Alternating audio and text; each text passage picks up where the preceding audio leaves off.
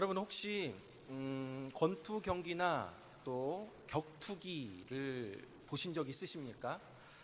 보통 이런 스포츠 경기에서는 장내 아나운서가 양쪽의 선수들을 소개하게 됩니다. 아직도 제 기억에 생생하게 남아있는 그런 멘트들이 있는데, 권투 경기 옛날에 보면 청코너 170cm 70kg 누구 막 하고, 또 홈코너 막 이런 식으로 양쪽의 선수를 소개했었던 것들이 기억이 납니다. 오늘 본문에서 시작되는 이야기는 마치 이런 스포츠 경기를 상상하게 됩니다. 바로 엘리야 선지자와 아합 왕의 대결입니다. 지난주에는 우리가 이스라엘을 대표하는 다윗, 그리고 블레셋을 대표하는 골리앗과의 싸움을 살펴보았는데요. 오늘 본문은 바알 숭배자 아합 왕에게 하나님의 사람 엘리야가 던지는 도전장입니다. 하나님과 바알 신과의 대결에서 누가 참 신인가가 분별되어지는 이야기이죠. 그렇다면 오늘 본문에 등장하는 양 선수를 소개해 보도록 하겠습니다. 우선 먼저 엘리야입니다. 오늘 본문에 등장하는 엘리야라는 이 인물은 구약의 위대한 선지자입니다. 엘리야는 갈멜산에서 바알을 섬기던 무리들과 850대 1의 싸움에서 승리를 하죠. 그리고 죽은 사르밧 과부의 아들을 살려내는 엄청난 기적을 일으킵니다. 뿐만 아니라 에녹과 더불어서 죽음을 보지 아니하고 하늘로 승천한 두 사람 중에 한 사람입니다. 또한 예수님께서 변화상상에서 변화하셨을 때 예수님 좌우편에 나타난 사람이 바로 모세와 엘리야입니다. 이런 위대한 이스라엘의 선지자 엘리야가 성경에 처음 등장하게 되는 그 구절이 바로 오늘 열왕기상 17장 1절입니다. 다음은 상대편 아합 왕에 대해서 소개해 보도록 하겠습니다. 아합 왕은 북이스라엘 왕국의 7번째 왕이었습니다. 근데 북이스라엘의 왕 가운데 가장 악한 왕이었습니다. 오늘 본문 앞에 열왕기상 15장 16장에서는 앞선 6명들의 왕들이 언급되고 있는데 한결같이 악하다라고 이렇게 평가를 합니다. 한번 살펴보면요, 열왕기상 15장 26절 말씀 보면 나답 왕에 대해서 그가 여호와 보시기에 악을 행하되 그의 아버지의 길로 행하며 그가 이스라엘에게 범하게 한 그 죄 중에 행한지라 라고 되어 있고요.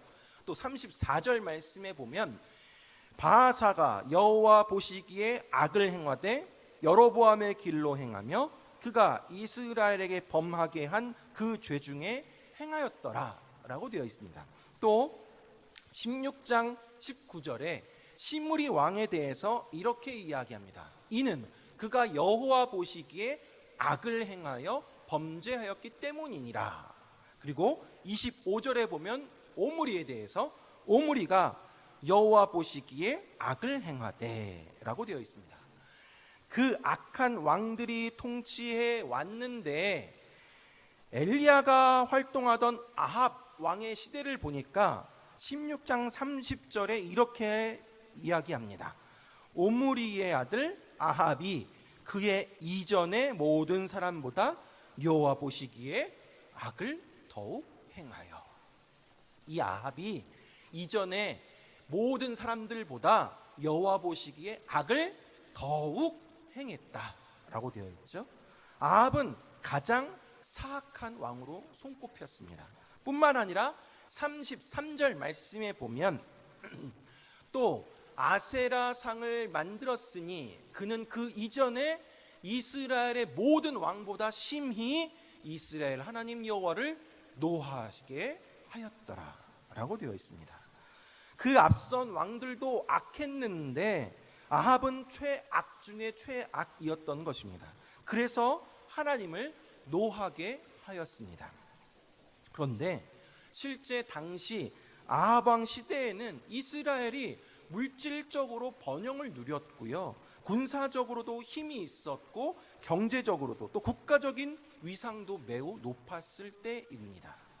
이런 부귀와 힘을 추구하는 이스라엘 정책들은 사회를 점점 더 심각하게 분열시켰습니다. 부는 소수 특정 그러한 계층에게만 돌아가게 되었고 왕실과 시민들 사이에는 긴장감이 있었습니다. 왕실과 귀족이 부패하였습니다. 더 큰 문제는 종교적인 부패입니다. 아합 왕은 북이스라엘의 수도 사마리아에 바알 신전을 건축합니다. 신전 안에 바알을 위해 제단을 쌓습니다. 아세라 상을 만들어서 우상을 숭배합니다. 백성들은 신전 창기들과 음란에 빠지게 됩니다. 도덕적 타락이 나라 전체에 물들어져 갔습니다. 뿐만 아니라 바알을 국가가 섬기는 그러한 신으로 만들기 위해서 여호와를 경외하는 백성들을 박해하기 시작합니다. 그렇기에 아합 왕은 여호와 하나님을 노하시게 하였던 왕이었습니다. 이스라엘은 이처럼 어둡고 피폐한 상황이었습니다. 아합과 이세벨에 의해서 물질적인 풍요는 주어졌지만 이스라엘과 하나님과의 관계는 완전히 엉망이 되어버렸습니다. 그러나 여러분, 우리 하나님은 시대가 어두우면 어두울수록 하나님의 일을 감당할 인물들을 준비시키는 분이심을 믿으시기 바랍니다. 성경을 통해 우리는 이 사실을 확인할 수 있습니다. 온 이스라엘 백성이 애굽의 노예로 고통받고 학대받고 있을 때 하나님은 광야에서 모세를 준비시켰고 사사시대의 영적인 그 암흑기 속에서 이스라엘 백성들은 계속해서 반복적으로 하나님을 멀리하고 각기 자기의 소견에 옳은 대로 행하였던 그들에게 위대한 사사 사무엘을 준비시켰던 그 하나님은 지금 바알 숭배로 인하여서 하나님을 잊고 살아가고 있는 온갖 악이 존재하고 있는 북이스라엘의 상황 가운데 가장 위대한 선지자 엘리야를 준비시키고 있었습니다. 그런데요, 오늘 본문의 이스라엘의 상황이나 오늘날 우리의 시대나 별반 차이가 없습니다. 세상은 점점 더 악해져만 갑니다. 정치적으로 경제적으로 지도자들이 부정부패를 일삼고 부부 사이에는 불륜이 당연시 되어지고 미디어에서는 동성애가 가장 핫한 콘텐츠로 사용이 되어지고 청년들 사이에서는 혼전 순결은 고리타분한 이야기로 취급되어지는 그러한 이 시대, 이런 상황일수록 교회가 앞장서서 본을 보여야 함에도 불구하고 교회마저도 세상과 똑같은 모습으로, 아니 세상보다 더 못한 모습으로 인하여서 사람들에게 손가락질 당하고 있는 이러한 시대, 여호와 하나님을 노하게 만드는 시대가 바로 우리가 살아가고 있는 지금의 현실입니다. 그러나 여러분, 그럼에도 불구하고 시대가 악하면 악할수록, 어두우면 어두울수록 어느 곳에선가 이 시대와 민족을 위한 엘리야와 같은 인물을 하나님이 준비시키고 있다라는 사실입니다. 여기에 우리가 소망을 두는 것이죠. 여러분, 오늘 본문의 엘리야는 내세울 만한 스펙이 없는 그저 평범한 인물이었습니다. 잘 나가는 집안의 사람이 아니었습니다. 1절 상반절 말씀에 보면 이렇게 엘리야에 대해서 묘사하고 있는데요. 길르앗에 우거하는 자 중에 디셉 사람 엘리야가 아합에게 말하되 라고 시작이 됩니다. 당시에 사람을 소개할 때는 아버지의 이름이 언급되고 족보가 언급되거나 그의 하는 일이나 직업이 소개되는 것이 보통 인물의 소개인데요. 엘리야는 지금 디셉 사람이라고만 소개되어져 있습니다. 디셉이라는 시골에서 자란 촌사람이라는 것이죠. 드러낼 만한 족보가 또 그런 경력이 갖춰지지 않았다라는 것입니다. 그런데 엘리야는 비록 무명의 사람이었지만 그럼에도 하나님이 그를 들어 사용하셨습니다. 어째서일까? 다시 우리가 1절 말씀을 되돌아보면요, 길르앗에 우고하는 자 중에 디셉 사람 엘리야가 아합에게 말하되 내가 섬기는 이스라엘의 하나님 여호와께서 살아계심을 두고 맹세하노니 내 말이 없으면 수년 동안 비도 이슬도 있지 아니하리라 하니라 라고 되어 있습니다. 엘리야에게는 확실한 신앙의 고백이 있었습니다. 이 구절을 쉽게 풀어서 말씀드리면, 나는 하나님을 섬기는 엘리야다. 하나님 그 하나님은 나의 하나님이다. 하나님은 살아계시다. 살아계신 하나님으로 맹세하며 내가 말하는데 이제 이후로 하나님의 종인 나 엘리야의 말이 없으면 수년 동안 이 땅에는 비도 이슬도 내리지 않을 것이다 라고 외치고 있습니다. 내가 하나님을 믿고 섬기는데 그분은 살아계시다라는 것이죠. 엘리야에게 있어서 하나님은 살아계신 분이었습니다. 엘리야에게 있어서 하나님은 성경에 갇힌 분이 아니라 오늘도 살아 일하고 자기에게 영향을 미치시는 분이라는 것입니다. 살아계신 하나님을 믿기에 엘리야는 칼과 창이 있는, 권력이 있는 아합 왕이 두렵지 않았습니다. 그리고 담대하게 내 말이 없으면 수년 동안 비도 이슬도 내리지 아니하리라 라고 선포할 수 있었던 것입니다. 이것이 평범한 시골 사람 엘리야가 쓰임을 받을 수 있었던 이유이기도 합니다. 여러분은 지금 어떠한 상황 가운데 있으십니까? 내 주변에 놓여있는 경제적인 문제, 또 건강의 문제, 자녀의 문제, 앞날의 문제, 여러 진로의 문제 같은 것, 그러한 거대한 골리앗과 같은 환경의 지배 아래 자신감 없고 자존감 낮아져서 불만불평하고 있지는 않으십니까? 바라기는 지금도 살아계시고 나와 함께 하시는 하나님을 날마다 체험하며 엘리야와 같이 내가 섬기는 이스라엘의 하나님 여호와께서 살아계심을 두고 맹세한다라며 담대하게 당당하게 주어진 문제들을 극복해 나아가는 저와 여러분들 되기를 바랍니다.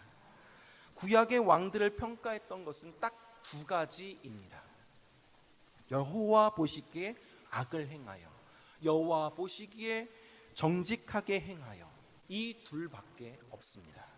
한 나라의 왕으로 얼마나 많은 평가가 있겠습니까? 그러나 성경에는 여호와 보시기에 악을 행했다, 여호와 보시기에 정직하게 행했다라는 것으로 평가가 내려집니다. 그 둘의 공통 분모는 바로 여호와 보시기에입니다. 사람들이 어떻게 평가했다라는 것이 중요한 것이 아니라 여호와 보시기에가 중요한 것입니다. 우리는 늘 사람을 의식합니다. 남들이 나를 어떻게 바라볼까? 남들의 눈에 비친 내 모습은 어떨까? 하나님의 시선이 아닌 주위 사람들의 시선에 내 자신의 평가를 맡길 때가 있습니다. 그리고 그것으로 인해서 흔들흔들 우리의 마음이 요동치게 됩니다. 우리의 본래 모습을 잊어버린 채 주변 사람들의 판단과 영향 아래 살아가고 있습니다. 이러한 우리의 모습을 잘 표현하고 있는 노래가 있는데요. 90년대 말부터 2000년 초반까지 인기 있었던 그룹 가운데 G.O.D라는 그룹이 있습니다. 저와 동년배이신 분들은 많이 알고 있으실 그러한 그룹인데요. 그 G.O.D의 노래 가운데 미운 오리 새끼라는 곡이 있습니다. 동화 미운 오리 새끼에 빗대어서 상처를 입고 아파하는 자신들의 상황을 그러한 담아낸 곡입니다. 그 가운데 가사를 제가 좀 읽어드리도록 하겠습니다. 보시면요, 옛날에 미운 오리 새끼 이야기를 듣고 나 엄청 울었었지. 겉모습이 다르다는 이유로 언제나 너는 혼자였지. 근데 지금 내가 그래. 후렴 가사를 보면요, 날지 못하는 너를 보며 자꾸만 내가 보여서 혼자 우는 너를 보며 왼쪽 가슴이 아려와 자꾸 저 강물에 비친 내 모습 같아서 미운 오리 새끼 마냥 이렇게 난 혼자 울고 있어. 노래를 불러드리면 더 실감 날 테지만 자제를 하고 가사만 읽어드렸는데요. 여러분도 혹시 남들과 비교할 때 좀 뒤처지는 것 같아서 남들보다 돈 없고 빽 없고 가진 것이 없다고 내 자신을 떳떳이 내세울 수 없어서 혹은 이런저런 이유로 인해서 스스로를 미운 오리 새끼처럼 여기며 혼자 울어본 적 없으십니까? 이 노래를 접하면서 또 미운 오리 새끼 그 동화를 생각하면서 저는 우리 그리스도인들을 생각해 보게 됩니다. 여러분, 우리는 누구입니까? 진짜 자기 자신이 백조인지 모르는 채 상처 입고 울고 있는 미운 오리 새끼입니까? 아니면 상대방이 나와 좀 다르다고, 내가 좀 배웠다고, 내가 좀 힘이 있다고, 가졌다고, 높은 곳에 있다고 나와 다른 사람을 무시하고 있는 오리 형제들입니까? 미운 오리 새끼 원작의 내용 다 아시죠? 그렇게 구박받고 왕따 당하던 그 미운 오리 새끼가 원래 무엇입니까? 동화 안 읽어보셨습니까? 그 미운 오리 새끼가 원래 백조, 감사합니다. 백조입니다. 마찬가지입니다. 우리 그리스도인들은 더 이상 미운 오리 새끼가 아닙니다. 우리는 하나님의 자녀입니다. 우리는 그리스도인입니다. 여러분, 남들이 보기에는 내가 디셋 사람처럼 보일지 몰라도, 남들이 보기에는 내가 가진 것이 없고 내세울 것 없고 별 볼 일 없는 사람처럼 보일지라도, 남들이 보기에는 내가 미운 오리 새끼처럼 보인다 할지라도, 내가 이래봬도 하나님 믿는 사람이다, 나는 하나님의 자녀다, 나는 그리스도인이다, 이렇게 담대하게 당당하게 외치며 나아가는 저와 여러분들 되기를 바랍니다. 여러분, 하나님이 그러한 나를 사랑하셔서 자기의 하나밖에 없는 예수 그리스도를 이 땅에 보내시고 십자가에 못 박혀 죽게까지 하신 그 사랑을 우리에게 주셨습니다. 그런 사랑을 받을 만한 가치가 우리에게 있던 것이었습니다. 사랑하는 여러분, 우리 그리스도인들이, 저를 포함한 영주 동부교회 성도님들이 하나님 앞에서의 나의 정체성을 바로 깨달아서 세상 앞에 담대하게 나아가기를 소망합니다.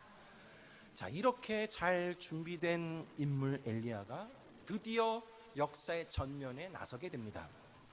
1절에서 우리는 엘리야가 단독으로 시대에 맞서서 도전장을 내면서 자신이 하나님의 사람임을 선언하고, 또 아합 왕 앞에서 심판의 메시지를 전하고 있는 선지자로서의 그의 태도를 관찰할 수 있습니다. 엘리야는 지금 가장 사악한 왕 앞에서 홀로 단독으로 서 있습니다. 그러나 그는 주저함 없이 하나님의 말씀을 전합니다. 이스라엘 하나님 여호와께서 살아계심을 두고 맹세하노니 내 말이 없으면 수년 동안 비도 이슬도 내리지 아니하리라 라고 담대하게 선포합니다. 여러분, 다른 많은 맹세나 선포를 할 수 있었을 텐데 왜 내 말이 없으면 수년 동안 비도 이슬도 내리지 아니할 것이다 라고 하였을까요? 사실 1절에서 보여주는 엘리야의 선포는 폭풍과 비의 신으로서 풍성한 수확을 주는 것으로 알려진 바알을 섬기고 있는 그들에게 너희의 신이 거짓된 것이다 라는 것을 깨우치는 것이고, 우상 숭배에 무감각해진 그러한 사람들에게 경고하는 메시지였던 것입니다. 비와 폭풍의 신을 섬기는 이들에게 비는커녕 이슬 한 방울조차 못 내리게 한다라는 것입니다.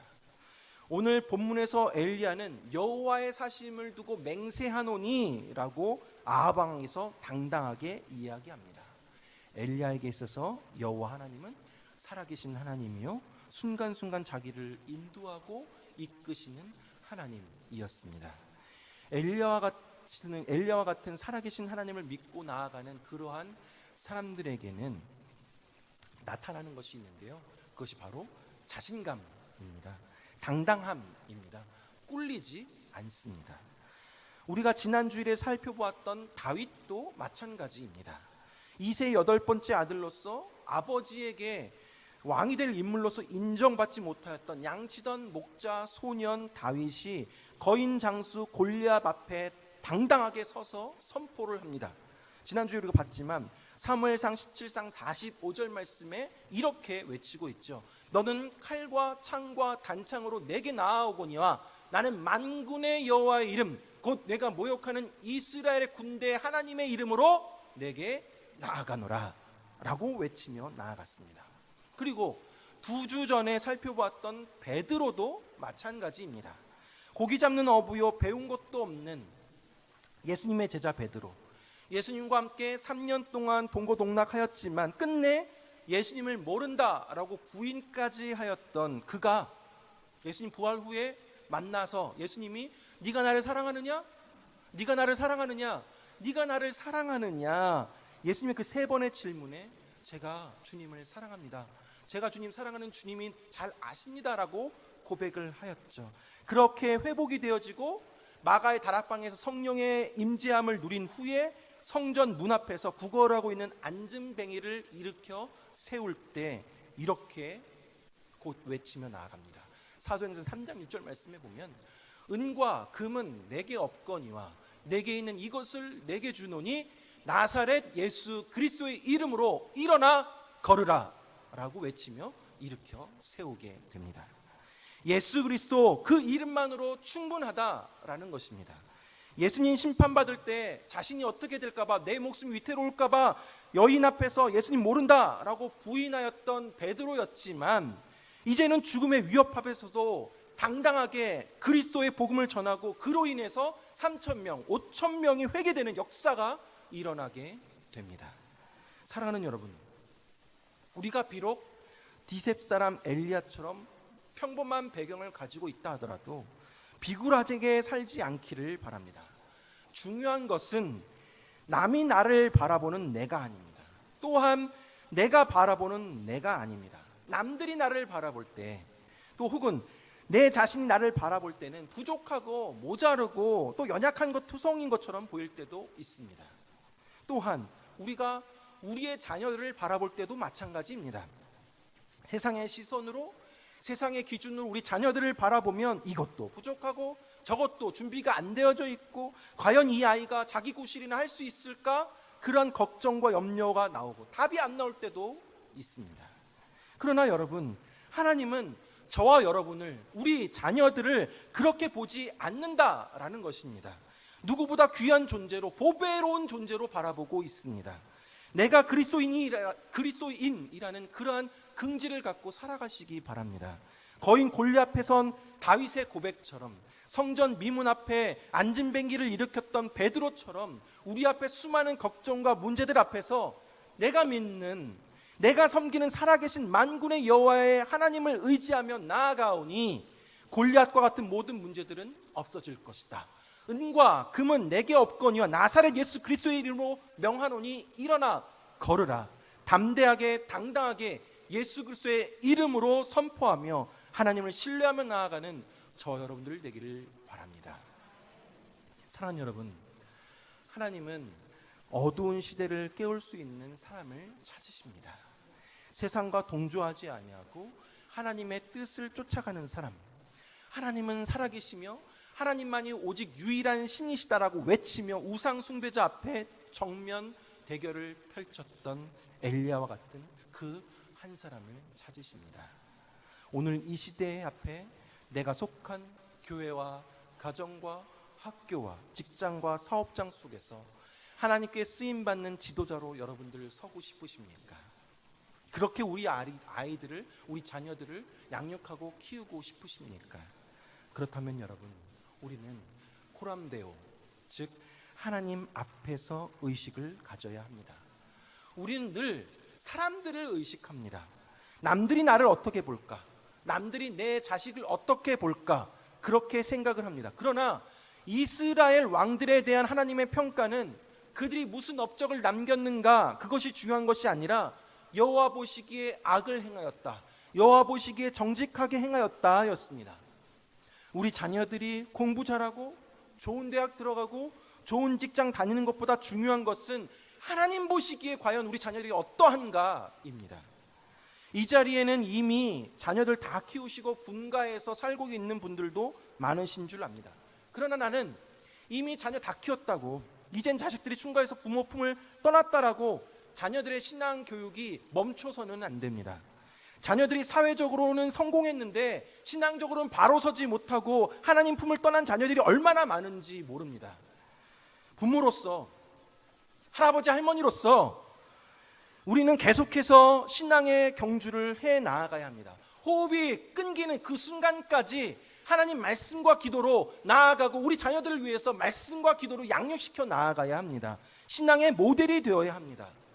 사랑하는 여러분, 소 잃고 외양간 고치지 마시고 어려서부터 하나님을 의식하는, 하나님을 두려워하는, 하나님이 자기에게 살아계신 하나님이라는 사실을 바로 잡아주는 그런 신앙 교육이 이루어져야 합니다. 그러나 여러분, 아이들은 부모의 뒷모습을 보고 자라난다라고 합니다. 우리 부모가 먼저 하루하루의 삶 속에서 살아계신 하나님을 경험하고 그 하나님을 간증하는 삶을 살아가길 바랍니다. 찬송가 288장, 너무나도 잘 아는 찬양인데요, 그 찬양 후렴 가사가 이렇습니다. 이것이 나의 간증이요, 이것이 나의 찬송일세. 나 사는 동안 끊임없이 구주를 찬송하리로다. 매일의 삶 속에서 하나님이 나와 함께 하심을 체험함으로 이것이 나의 간증이라고, 이것으로 인해 내가 하나님을 찬양한다라고 고백하는 저와 여러분들 되길 축복합니다.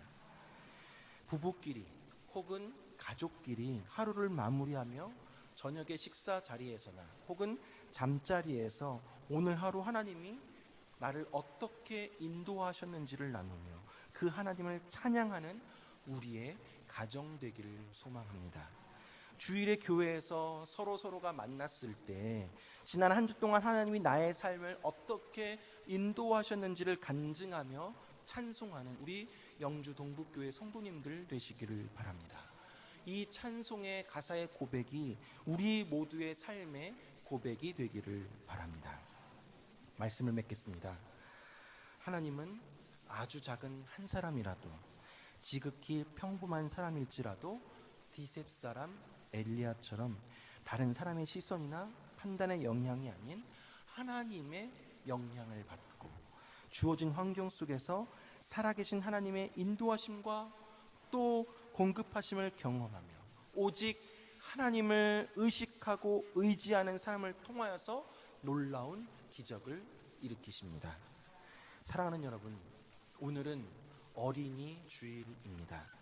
우리 영주 동부교회 주일학교 어린아이들이 또 저와 여러분의 자녀들이 이 세대가 악하고 어둡다 하더라도 어두운 이 세대 가운데 빛을 발하며 당당하게 하나님의 살아계심을 선포하며 이 시대를 깨우는 일꾼으로 살아가는 바로 엘리야와 같은 그 한 사람이 되기를 바랍니다. 아울러 우리는 부모로서 하나님이 맡겨주신 우리의 자녀들을 다른 사람의 시선이나 부모의 기대치에 만족시키는 삶을 살아가게 하는 것이 아니라 오직 하나님만 의식하고 하나님만 바라보도록 잘 훈련시켜서 이 시대가 필요로 하는, 이 시대를 깨우쳐 나아가는 위대한 인물로 키워나가는 저 여러분들 되길 주님의 이름으로 축원합니다. 기도하겠습니다.